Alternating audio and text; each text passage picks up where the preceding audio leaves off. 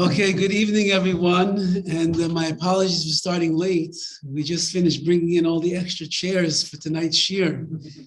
People are just falling all over each other here tonight, so please forgive us for our late hour. Parshas Yisro is perhaps the most pivotal parsha that we have in the entirety of the Torah. It is the parsha which depicts the great episode of Har Sinai, of Klal Yisrael coming and standing by Har Sinai. All of the drama, all of the signs, the wonders, the voice of the Ribbono Shel Olam, the koil ha-shofar, the blast of the shofar, which got louder and louder and louder, the fire and the thunder and the smoke and the brimstone, everything which took place by the giving of the Torah. And the Torah itself is the defining aspect of Klal Yisrael, is what makes us a Jew. Avraham Avinu, who is known very often as, we call him the first Jew, he's really just a prototype of what a Jew is supposed to look like. Because before the Kabbalah Torah, before the Torah was received at Har Sinai, nobody was a Jew. We were Jews in training. We were getting ourselves ready for that moment when the Torah was going to be given.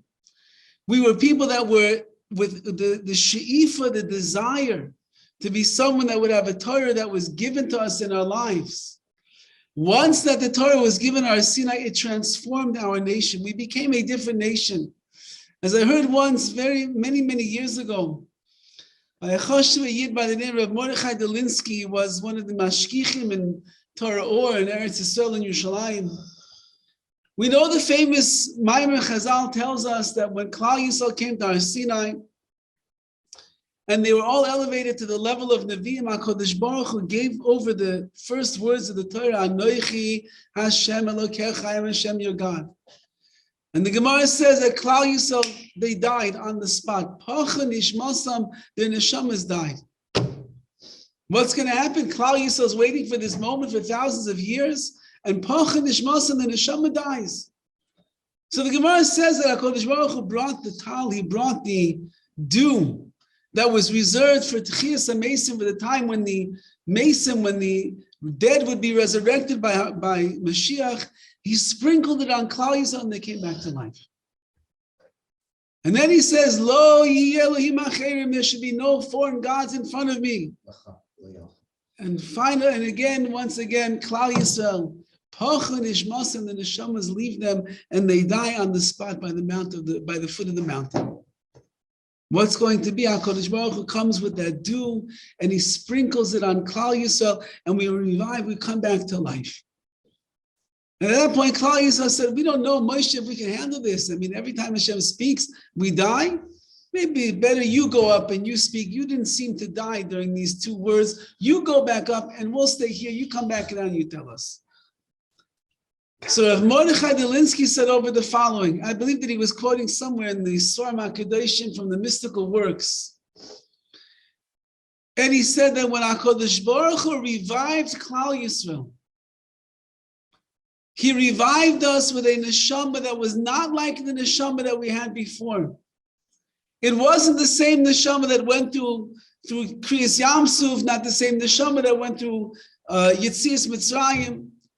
It was a new neshama that HaKadosh Baruch Hu placed inside of Klal Yisrael. It was a neshama of Torah. And Klal Yisrael before the Torah is one nation, but Klal Yisrael after the Torah is another nation altogether. We become a nation that is affixed together as one, like it says in the parsha leading up to the Torah, Vayichan sham neged ahar, Klal Yisrael encamps together as one, opposite the mountain, ki ish echad belev echad, like one man with one heart. We're a different nation. There is a person without Torah, there's a person with Torah, like Rabbi Akiva Tatz, who is known throughout all of the years as one of the greatest minds of Jewish thought. Over all these already decades, I believe that he's been teaching Torah to Klal Yisrael. He said that there was one of his greatest thrills of being a Rebbe in Or Sameach in Jerusalem was to watch the transformation of a person, a Baal Tshuva, coming into the hallways of the yeshiva and watching the face before Torah, and then there's the person after the Torah. And he said they used to peel these guys off the kaisel, off of the Wailing Wall. And they used to come in, they were backpacking around, they were burly guys, they were with muscles, hard-edged face. And they'd come into the yeshiva. And day after day after day, as the Torah was doing its magic on the neshama of this person, the neshama was coming alive and the face was becoming a different face. The hard edge became soft. The gaiva, the hardiness became humble. The taivas became subdued, the desires became subdued, and the neshama began to rise up in this person. Said Rabbi Tatz, the greatest thrill of being a Rebbe in that yeshiva was to watch the transformation of a Jew before Torah and a Jew after Torah. We're two different entities, two different beings. And so HaKadosh Baruch Hu says to Klal Yisrael, come to Har Sinai and receive the Torah because you're about to change. You're no longer going to be the nation that's Avram, Yitzchak, and Yaakov, the children, the offspring of them. You won't be the nation that went through the Yetzias Mitzrayim, through all the plagues and everything involved. You'll be a new nation, infused with a new neshama, a neshama that is able to be makabel, to receive the Torah in its life. And we change at that moment for all of history. Now, it's true that the Jewish people will wax and wane over the generations. There will be years, or there will be centuries, or there will be decades when we are firm and we are dedicated and we are strong. All of that is true. And a person will have periods in their life where they are solid in their, rock solid in their commitment to Torah. And then there will be the times when we are waning, when the disconnect is happening, when a person doesn't feel the fervor of the neshama that's inside. But all of that is because when a person is either plugged in or not plugged into Torah, it's a different world. When Klal Yisrael plugged into the Torah by Maimon Har Sinai, we became a different nation, elevated above all, the Am Seguda, the treasured nation, the Oitzer Chaviv, the most beloved nation in the world, to the Rebbeinu Shalom. When we pull out the plug on our connection to Torah, it is our connection to our neshamas and our connections to HaKadosh Baruch Hu that begins to wane at that point.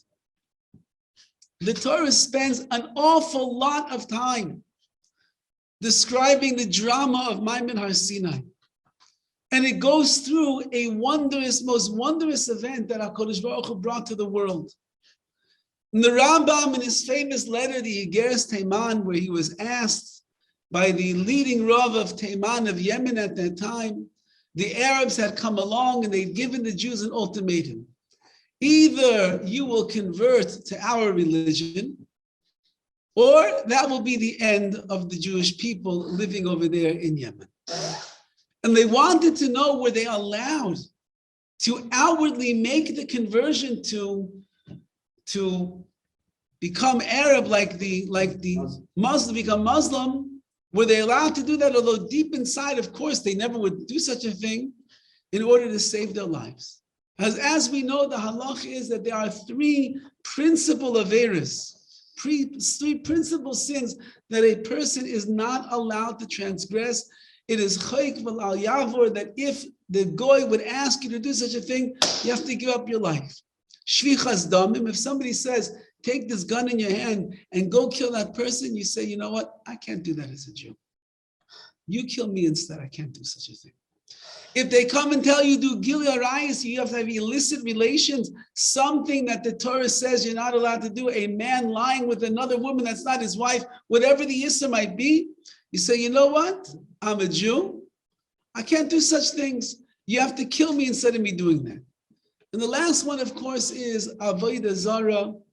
if the non-Jew would come along and say, either you bow down to the idol or we're going to kill you, you say, I don't bow down to idols. It's written in the Torah pretty clear over there. The first mitzvah is the positive commandment to believe in Hashem. And the second mitzvah is the negative commandment of not believing in any avodah zarah, any other gods to get in the way of HaKadosh Baruch Hu. Sorry, you'll have to take my life. I cannot do such a thing. So here are the Jewish people in the country of Te'eman, of Yemen, and they are surrounded by the Arab world. And the Arabs give them the ultimatum: either you will convert, you'll become Muslim like we are, or we're going to kill you and wipe you out. You decide, Jews, whatever you want. So they sent a letter to the great and the holy Rambam, Maimonides, and they asked him, is it possible that becoming Muslim is different than converting to Christianity? Christianity is a belief that is avodah zarah, that is more idol worship than it is belief in HaKadosh Baruch Hu, because there's a Trinity, there's all different things going on over there. It's not belief in one God. But the Muslims believe in one God. So if we confess and say that we are Muslim in belief, even though deep in our hearts we know that it's wrong, and we are still dedicated to only you and your Torah, Hashem, are we allowed to do such a thing? So the Rambam wrote back an Igeres Teiman, he wrote back a long letter. You just see fascinating in the olden days what the greatest of leaders of Klal Yisrael did. He wrote a tshuva, he wrote an answer that has gone down in history as one of the most beautiful letters ever penned of our Jewish heritage and our legacy and our thought.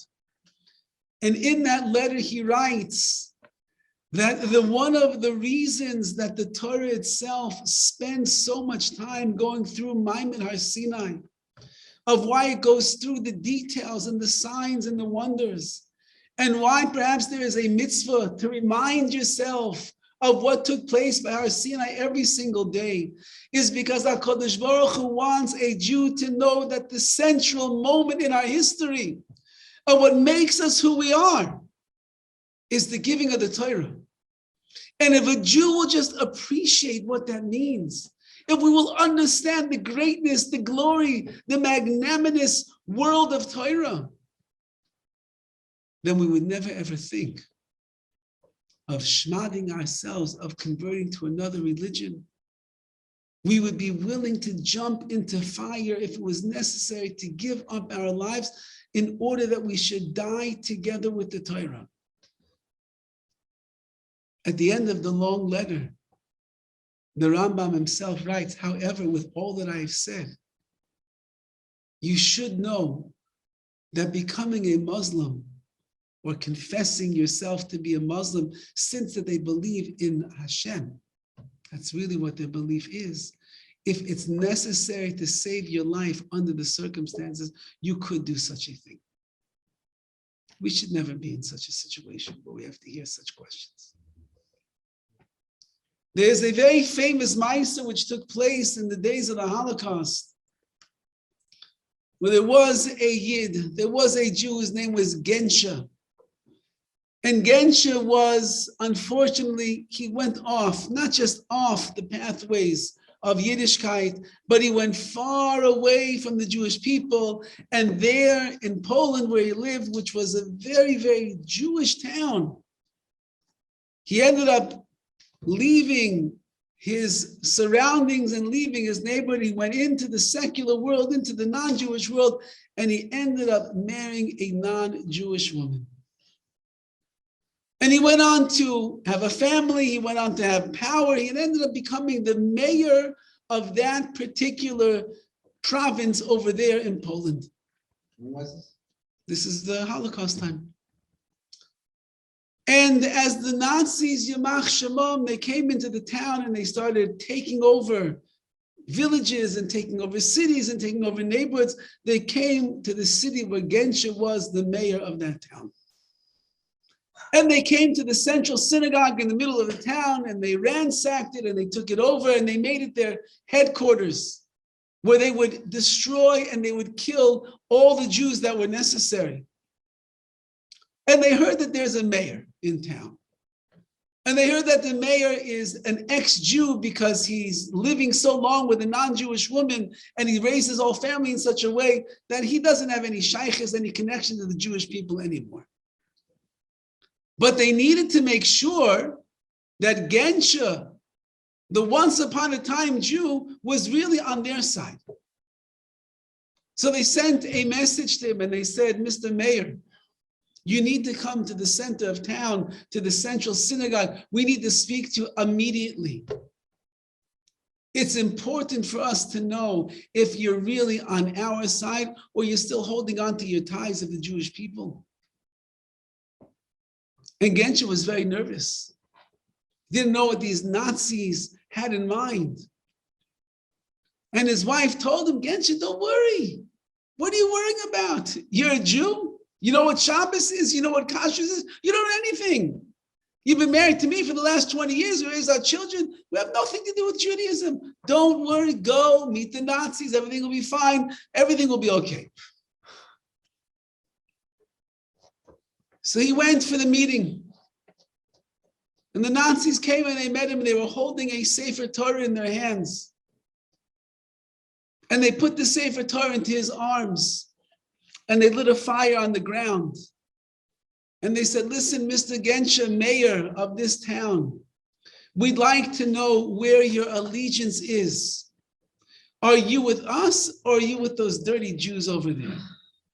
So take the Sefer Torah and throw it into the fire. And if we see you throw it into the fire, then we'll know that you really no longer look at yourself as a Jew, and we can trust you. Go ahead, Gensha, throw it into the fire.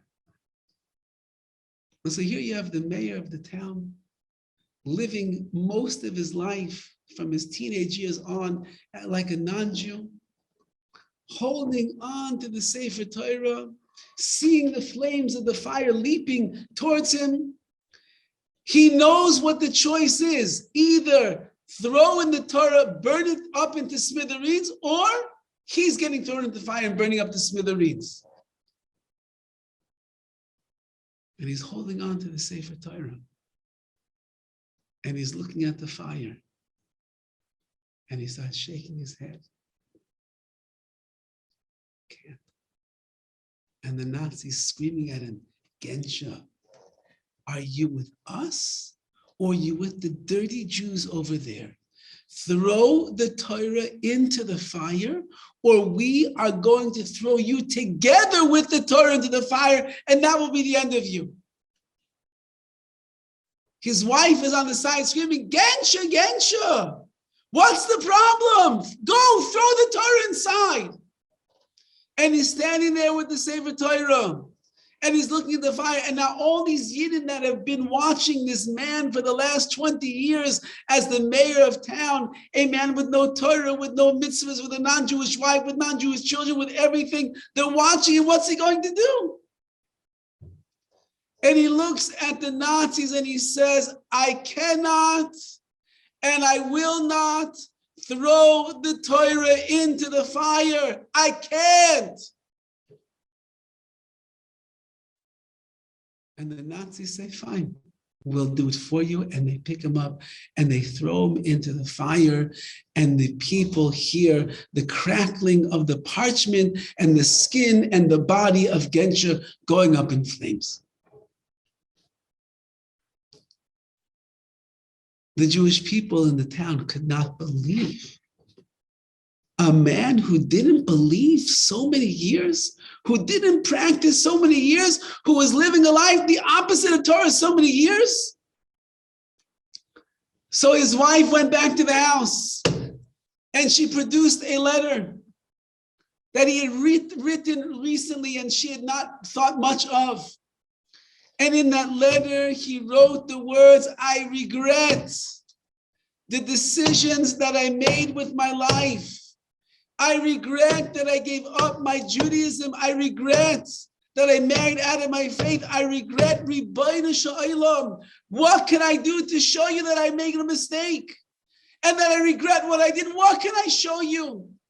And I believe, if I remember correctly in the letters, if I would have to give up my life for you, Hashem, I would be willing to do such a thing to prove to you that I'm still on your side and I'm not on this side.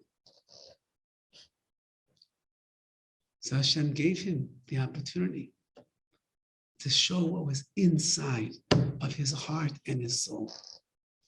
Says the Rambam, the reason that the Torah makes such a big deal about Har Sinai, of course we need Torah, but the vision, the image, the intensity, the drama, all of the scenes that we can imagine taking place over there, the build-up, you can hear the music in the background and a beating on the ground, you could hear it all, feel it all, is so we should know this is what our life is all about.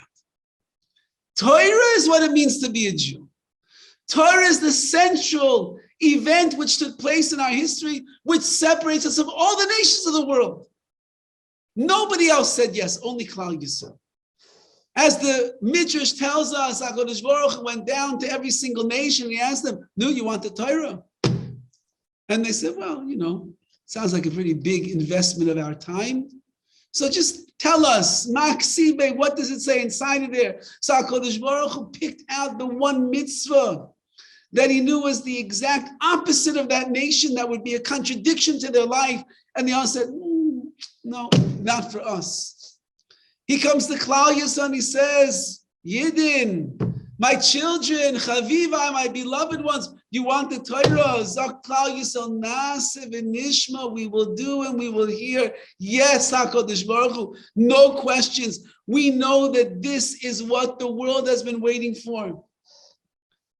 As it says in the beginning of creation, HaKadosh Baruch Hu creates one day, Yom Rishon, Yom Sheni, Yom Shlishi, Yom Revi, every day, the first day, the second day, the third day. Comes to the sixth day of creation, Friday.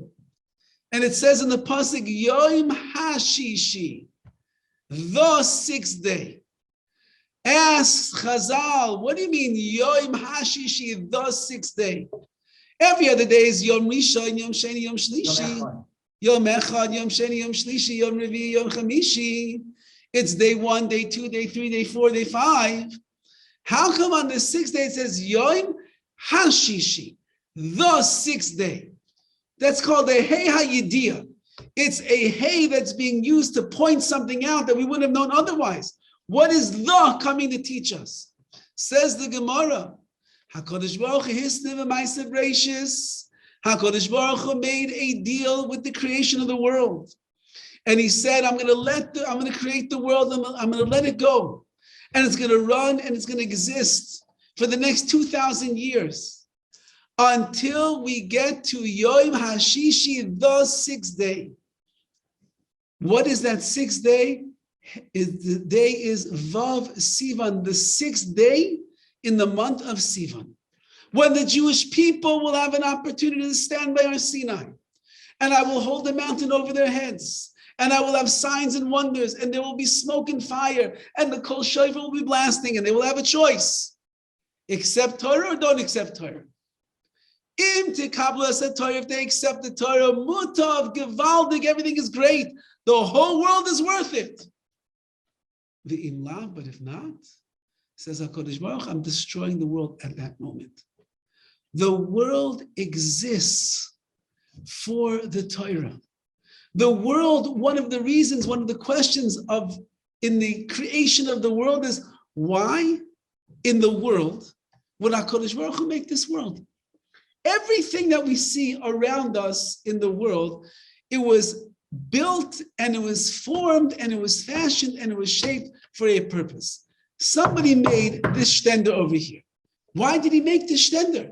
Because I called him and I said, I need a shtender to daven from, to be able to give shiurim to the masses. I need a shtender like this. So he built it and he designed it and he made it, and it has purpose. There was an intention behind it. We're talking right now through Zoom. So there's a computer, somebody in their ingenious mind somewhere in Japan or China, they have this idea they're going to make a computer. And what is the computer going to do? The computer is going to be able to connect people across the world. The computer is going to be able to go and record things and write things and do things and make things. It's got an intention as a purpose. And it's going to make the person who made it, it's going to make him a lot of money also probably, especially with the supply chain over here, shutting down. Everything costs more money these days. You have a cup. It was created with a purpose to hold liquid on the inside so you can drink and enjoy. So whoever made anything in this world most likely had some kind of kavanah, some kind of intention behind what they were doing, so that somebody should be the beneficiary of that which they make. HaKadosh Baruch Hu is omniscient. He's omnipotent. HaKadosh Baruch Hu is Kol Yachol. He is all powerful. He is almighty. He's invincible. He's infinite. He needs nothing in this world. He doesn't need a world. He doesn't need a human being. He doesn't need a flower to say, wow, look how pretty the world is. He doesn't need any of that. So why did HaKadosh Baruch Hu make the world? Why did he make a world that he doesn't need? Why did he make 8 billion people that he doesn't need, that drive him crazy? With fighting and wars and anger and dissension and division. Why did he make all that? Doesn't need it. Why did he make a nation called Klal Yisrael that walks through the wilderness and they fetch every step of the way? He doesn't need such a thing. Says the Nefesh HaChaim, based on the words of the Zohar, and that is that the Torah existed 2,000 years before the physical world was here. It is the Seichel Elokis, it is the mind of the Ribbono Shel Olam. And the Torah itself, in a world of ruchnius, of spirituality alone, is not the purpose of Torah. The purpose of the Torah is that there needs to be someone and something and some nation that will be able to uphold and to keep and to live a Torah life. And that's why it says in the Zohar, Yistakel b'araisa, HaKadosh Baruch Hu looked inside the Torah, Ubara Alman created the world. He looked into the blueprint of life, the Torah, and he created this massive universe. Why? In order that there would be a nation called Klal Yisrael. From the beginning of time, that's what Hashem said. I'm creating the world now, but Yom HaShishi, on the 6th day, that nation will have to come and they will accept the Torah upon themselves. And once that they accept the Torah upon themselves, the whole world has meaning. The whole world has purpose. The entire universe will sing out the glory of the Ribbono Shel Olam. So why did I create the world? Says HaKadosh Baruch Hu, I created it for you. I created it for the Torah. And that's why the Nefesh HaChaim writes over there, the entire universe is just an expression of the Torah itself. Torah is everywhere in this world. And Hashem wants us to keep it and to uphold it as the best we possibly can. And so he went through a lot. There were miracle upon miracle upon miracle. The Rishonim, the commentators speak out that one of the things that HaKadosh Baruch Hu had to do by the giving of the Torah was everybody had to be a Navi, had to be a prophet on the level of Moshe Rabbeinu in order to experience the giving of the Torah collectively as a nation of prophets. Because every other nation in the world, when they have their religion starts, it's always the same story. One man disappears, goes off into the sunset, up to the mountain. Nobody sees him for a long time. He comes back down. He says, guess what happened to me on that mountain? The Lord spoke to me. Really? He spoke to you? How come he didn't speak to us? I don't know why, but I was on the mountain. The Lord spoke to me. Well, what did he tell you? He told me this. He told me that. This religion, that. We have to do this. So the nature of every religion is a breakable nature because it's the testimony of one lone soul who claims that on the mountaintop that nobody knows about, nobody heard, he heard the voice of God. Either you believe him or you don't believe him. If it's a lowly time in that nation, If they're down and out, if there's poverty, if there's war, if there's strife, if this fellow is charismatic enough to be able to woo the masses, so they believe him. And every religion starts in the same way. Says HaKadosh Baruch Hu, my nation, Klal Yisrael, and our Torah, it's not going to start like that. Because such a religion is breakable and underminable. So we're going to make an ace. And the miracle will be that all 600,000 men between the age of 20 and 60 years old, or all 3 million people that are there, they're all going to be elevated to the level of a prophet like Moshe. They will experience the nevuah, the prophecy, the giving of the Torah at the mountain, so that in later generations, nobody could say, really? Moshe, you heard the Torah? What about everybody else? We all heard the Torah. We all experienced the giving. We all experienced Har Sinai. We all experienced HaKadosh Baruch Hu's voice in our ears, in our minds, in our hearts, in our souls. We were all elevated. HaKadosh Baruch Hu did it in that manner because the world cannot exist without the Torah. And Klal Yisrael cannot exist without the Torah. There is a nation of the Jewish people that are slaves before the Torah is given, and there is a nation of people that become enslaved to the Ribbono Shel Olam after the Torah is given. It's two different lives, it's two different worlds, it's two different existences. It's like earth and the moon, you can't even compare. Apples and oranges are comparable to each other. But a Jew before Torah and a Jew after Torah, totally different entities. So HaKadosh Baruch Hu made it in this holy Parsha, Parshas Yisro, that the Jewish people should continue to drive home the point that we are a nation like no other, that we live like no other, we breathe like no other, we exist like no other. And that's because we were willing to jump in at that moment in history and say, Naaseh v'nishma, HaKadosh Baruch Hu, don't worry about us.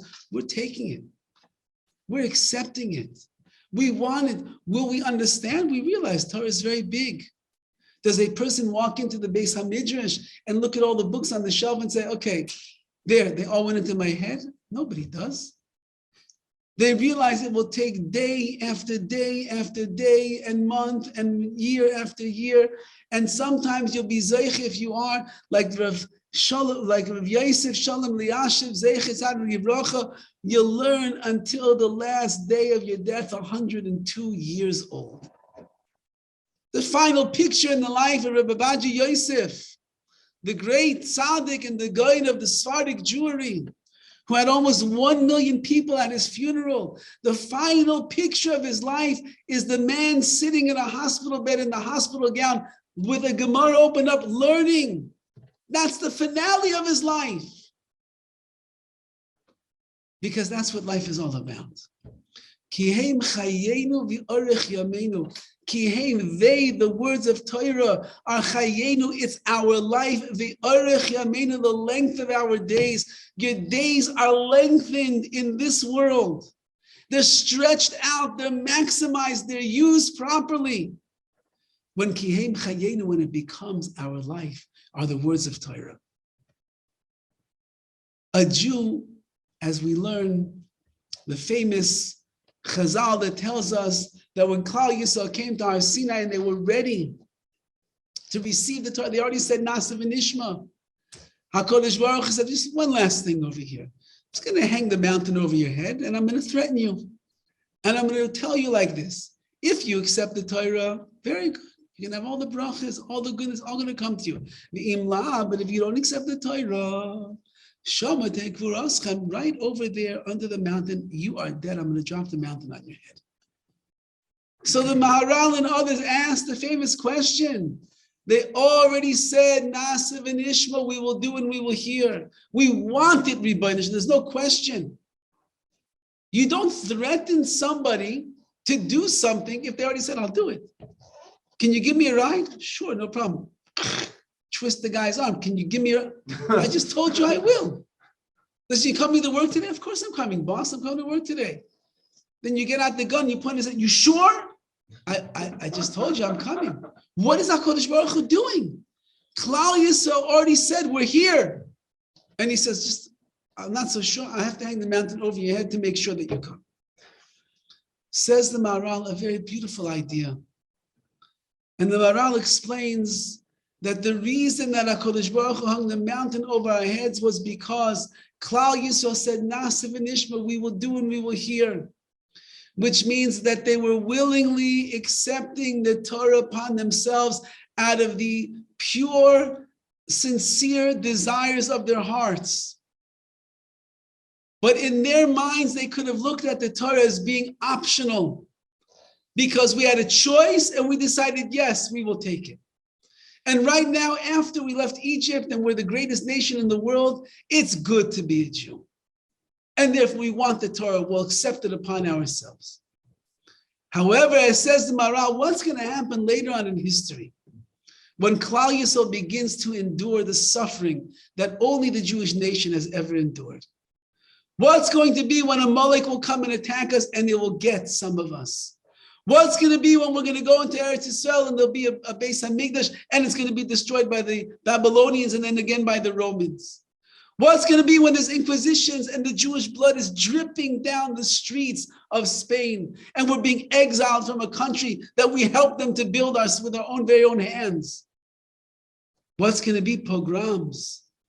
And what's going to be when Hitler, Yamach Shemo, comes to power and he spews forth his hatred and his anti-Semitic venom and says that the Jews are the source of all of man's problems in this world. We have to wash the world of Klal Yisrael.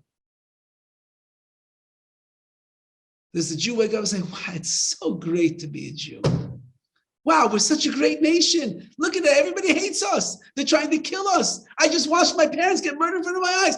I'm so proud to be part of this nation of Klal Yisrael. Says the Maharal, no, you know what's going to happen in that time? They'll say, listen, HaKadosh Baruch Hu, you remember that whole story, Nasiv and Ishma? We took on the Torah willingly. We wanted it. It was a very nice thing that we did, but Torah right now, a bit dangerous. So you know what? Take the Torah back. It's not for us anymore. Give it to another nation. We'd rather just be like everybody else. We're tired of all the pogroms and the Holocaust and all the death. Says HaKadosh Baruch Hu, I'm holding the mountain over your head and I'm threatening you. But it's not a vicious threat that I'm giving you. It is a threat that says you should know. Don't think that the Torah is a choice. The Torah itself is not an option in your life. The Torah is a necessity in your life. When you accept the Torah upon yourself today by Har Sinai, you must know you're accepting something that you cannot live without. You can't live without oxygen. You can't live without water. You can't live without a little bread.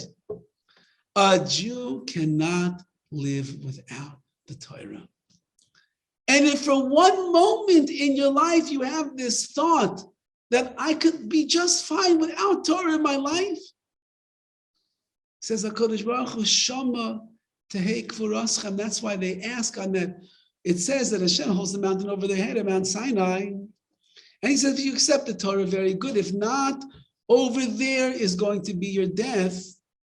What do you mean over there? It should be here will be your death. I'm going to drop the mountain right here on your head. Okay. Why does it say Shama over there is going to be your death? Where's the there? Say the Mefarshim, you know where the there is? Anywhere that Klal Yisrael is in history where they say, I don't need Torah. At that moment that a Jew says in 2022 in Los Angeles, California, I'm okay without Torah. I'm good. The whole world looks like they're getting along over here. I'm a millennial. I'm a this. I'm a that. I don't need so much Torah in my life. Shama de Kras over there, it's your death. The spiritual death of a Jew begins the moment that they say, I don't need Torah in my life. That's it. The neshama gets cut off. The connection between you and HaKadosh Baruch Hu is diminished to the point that it's kfuraschem. It's the burial, the spiritual burial of the Jewish people. We can't live without Torah. We can't breathe without Torah. We can't think without Torah. We cannot exist without Torah. We wouldn't know what to do with ourselves. In the morning, we wake up, we say, Maida Anya, thank you, HaKadosh Baruch Hu. We wash our hands, we go take care of our needs, we come to shul, we daven. That's Torah. We learn. We work on our midos, on our character traits. We celebrate Shabbos and the festivals. We put on our tefillin, we put on our talesim. We keep the mitzvahs on Shabbos, so many details. It teaches how to be a Yid. You can't live without it. Amunah, bitachin, amunas chachamim, believing in the sages and their great wisdom. It's how we survive. It's how we live. It's how we elevate our neshamas in this world, and we get closer and closer and closer to the Rebbeinu Shalom. And the moment that a person says, Torah HaKadosh Baruch Hu, take it back. Says Hashem, really? Shama take for us, and that's it. The mountain just dropped on your head. That's it. You're cutting yourself off from Klal Yisrael. The story of Gensha is the story of Klal Yisrael. He cut himself off completely. But at the final moments in his life, he realized, no, a Yid is never cut off. There's a Torah, there's a Har Sinai that's looming over us all of the time. It's saying, don't forget the necessity of Torah in your life. You can't live without it. You wouldn't try to live holding on to your nose for the 24 hours, you would die. You wouldn't try to live, if a person makes a shavua, they take a vow, I'm not going to eat for 3 days. We say the vow is not a good vow because nobody can live with not eating for 3 days. So a person can't live without food for 3 days. A person can't live without Torah even for a second in their life.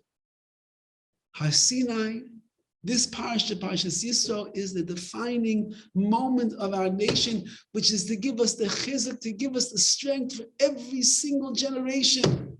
Klal Yisrael is a Torah nation, and we need Torah in our lives. We cannot live any other way. If you think that you can, want to get lax, want to get lenient, don't want to be so careful with the mitzvahs, that's it. That's the kvura that already is the burial of the person's neshama begins at that time. Disconnect, cut off from HaKadosh Baruch Hu, cut off from Klal Yisrael, cut off from ourselves. There's a very beautiful Maisa which took place years and years and years ago, somewhere around the time of the Second World War. The altar of Nevardik, who was one of the great Bali Musar, he had a Talmud, his name was Chaim Zaitchik.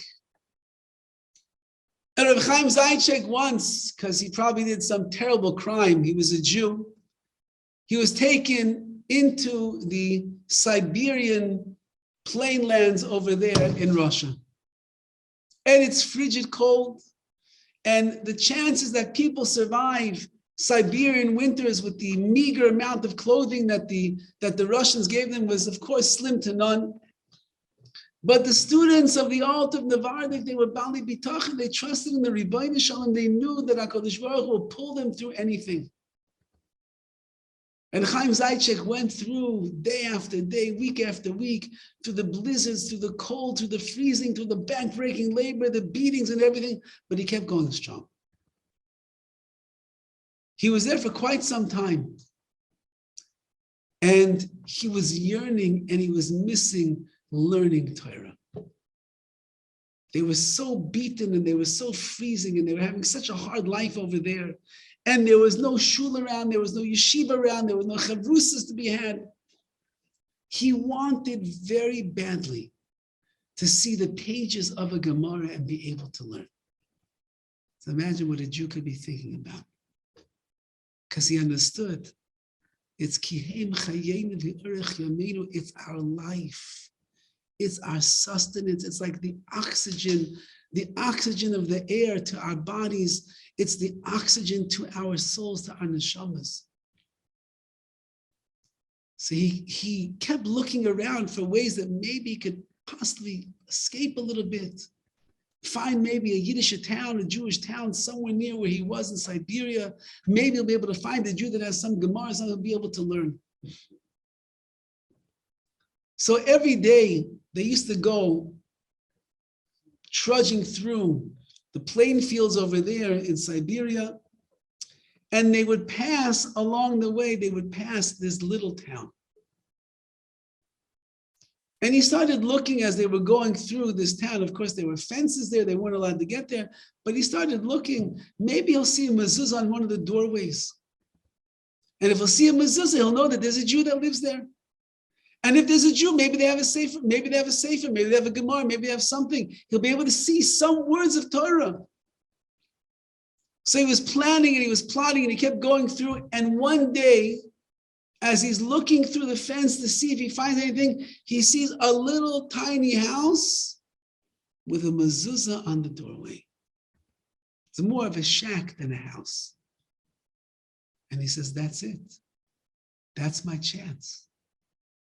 And he was trying to figure out how is he going to break free from the group and not get caught and be able to go there. So he worked out with his chaver, with his friends, the deploy, call it the decoy that they're going to make so that he, Reb Chaim Zaychik, will be able to run out when the soldiers will not see it. He'll run to the house, he'll ask for a sefer, and he'll come back as soon as possible. And sure enough, the day comes when all the plan is going into motion over here. And when the soldiers were busy doing their own thing and they weren't looking and the Jews are walking in this line, he slips through the fence and he runs as fast as he can to this little shack in that village. And he says, knocking on the door. And of course, you can imagine when they hear this knocking, the people behind the door, they get panicked. They say, who is it? Who is it? And he says, Zayid, it's a Jew. So the door opens up very slightly. And there is an old man peeking through the doorway. And he says, how do I know you're a Jew? And he starts speaking to him in Yiddish, telling him, I'm a Jew. I'm in Siberia. I came for one thing and one thing only. I have a yearning to learn Torah. Please, give me something, please. So the man opens the door quickly and he lets him in. And Chaim Zaychik tells him, I'm in Siberia. I have to go back. Please, I haven't learned inside a sefer, inside of a page in years. Do you have anything you could give me? And it's clear that the man is an Amaretz. He's an ignorant person. He doesn't have a beautiful library like many people have. But he walks over to his shelf and he says, I have one sefer to my name. And he pulls off the shelf a tractate of Gemara. It's two tractates, I believe, that it was Nazir and it was Saita. Two tractates that come back to back. And the man says, I can't give you both. It's all that I have. But I'll give you one. And so the man takes this double Masechta, these two, and he rips the sefer, he rips the book in half, and he gives over the Gemara of Nazir to Rav Chaim Zaychik, and he keeps the Gemara of Saita for himself. Rav Chaim Zaychik doesn't know what to say. He hasn't held the pages of a Gemara in years. He is overwhelmed with awe and with trepidation and with simcha and joy. And he quickly takes it and he puts it underneath his clothing. And he says to the man, thank you 1,000 times.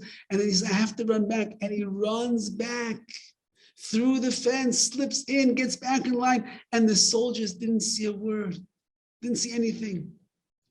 And Rav Chaim Zaychik comes back to the barracks that night.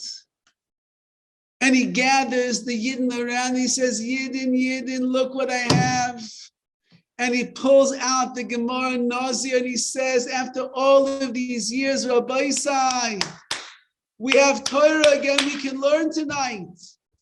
And those pages of the Gemara was the warmth, was the bread, was the fire, was the chizuk that he had the rest of the years that he was in Siberia. It got him through.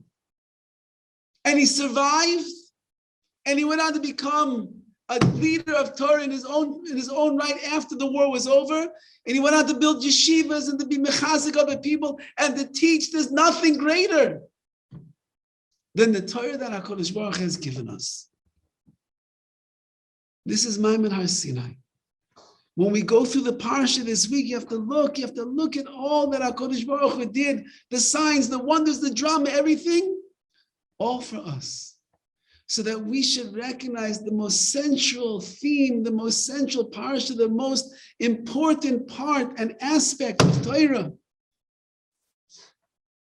is the giving of the Torah itself. But HaKadosh Baruch Hu only gave it because he had a nation that was willing and able and excited to be makabel, to accept the Torah. And the mountain hanging overhead was to remind us, not a choice. It's not a good thing. It's not like you went to the Barnes and Nobles and you look at the shelf over there of all the self-help books to make you feel better today. The Torah is not here to make you feel better. It's oxygen and life itself. And if we will live a life where the Torah itself is the most predominant thing in our day-to-day, from when we wake up in the morning till we go to sleep at night, to be involved in Torah, in a life of Torah, day and night, then HaKadosh Baruch Hu says 3,500 years later, it was worthwhile to give over the Torah to Har Sinai just to see the Jews in this generation, tough, Shin, Pei, Beis, 57, 82, thousands of years later, still living the Torah life and appreciating and valuing what Torah is really all about. We should be zeichet to strengthen our connection with Torah in the learning, in the appreciation, in the embracing of the Torah itself.